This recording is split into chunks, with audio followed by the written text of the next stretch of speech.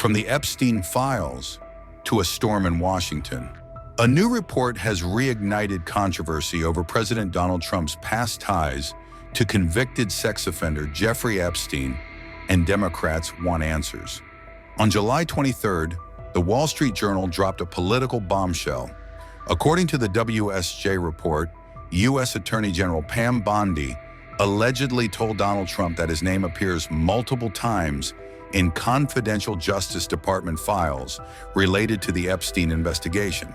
The files, reviewed by Bondi and Deputy Attorney General Todd Blanche, reportedly name several high-profile figures, including Trump, though the WSJ stresses that being mentioned does not imply wrongdoing. Democrats are demanding answers. Senator Adam Schiff posted a video on X calling for Bondi and FBI Director Patel to testify before the Senate Judiciary Committee. "We need to bring Bondi and Patel in now," Schiff declared. Over the last several months, the Justice Department dispatched hundreds, if not thousands, of agents to comb through the Epstein files and flag any mention of Donald Trump. Now we learn in May, Pam Bondi informed Trump that his name is included in those files. Bondi knew, Patel knew, but in July, as recently as just a week or two ago, Trump denied being informed that his name was in those files, even though we have now learned Bondi told him. We need to bring Bondi and Patel into the Judiciary Committee to testify about this now. The White House swiftly denied the report. Spokesman Stephen Chung slammed the WSJ article as fake news, accusing Democrats and the liberal media of fabricating scandals. "This is nothing more than a continuation of the fake news stories concocted by the Democrats," said Chung. Pam Bondi and her deputy issued a statement. They claimed nothing in the files warranted further investigation or prosecution, and said they had filed a motion to unseal grand jury transcripts. "As part of our routine briefing, we made the president aware of the findings," Bondi's office stated. The Justice Department had already decided not to release the Epstein files, citing the presence of child pornography and sensitive information about victims. That decision has outraged not just lawmakers, but also conspiracy theorists and members of Trump's own base, who demand transparency. I'm concerned about the fact that the Jeffrey Epstein issue is not going away. And we had some reporting earlier that from Jake Sherman at Punchbowl that Speaker Mike Johnson and his leadership team were discussing offering an Epstein-related resolution to try to quell the furor of members of the House Rules Committee. Yeah. So let me give my opening statement here, Madam Chair. What am I even supposed to say at this point? The way the Republican leadership is running this place is astonishingly bad. I mean, the incompetence is stunning. Trump said Republicans would pass a crypto rule in the morning yesterday, but instead you didn't pass it until midnight.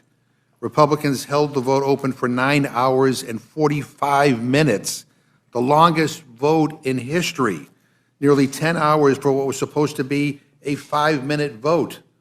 I mean, how many minutes are in 5 minutes? Is that something Republicans are proud of? Holding a vote open for 10 hours so you can buy off the most extreme elements of your conference? And a nearly 10-hour vote is just the tip of the iceberg this week. Committee meetings noticed before you even know what you're meeting about, then postponed because your leadership is in some back room making God knows what secret deals. And another failed rule.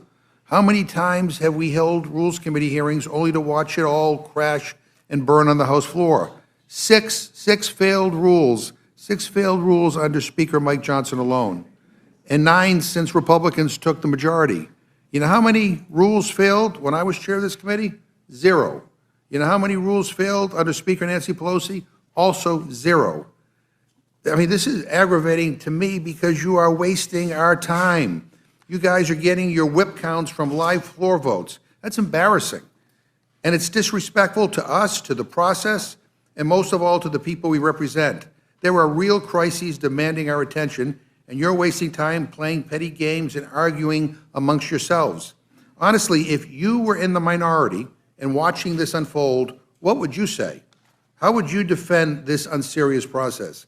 And I think we all know the answer. You would say it's embarrassing, and you would call us incompetent. And while we talk about your rescissions package, please spare us the lectures about cutting spending when this majority just added $4 trillion to the debt so you could give bigger tax breaks to billionaires. The big ugly bill you passed cost 450 times what is being saved with these rescissions. You passed your tax breaks for billionaires, and now you're pretending to pay for them. That's all this is. This bill slashes funding for public broadcasting. It guts global health programs. It undermines foreign aid, including to Ukraine. Actually, none of you even know what's fully in this. You know, we've seen the top lines, but even Republican senators are warning we won't understand the consequences until the damage is done.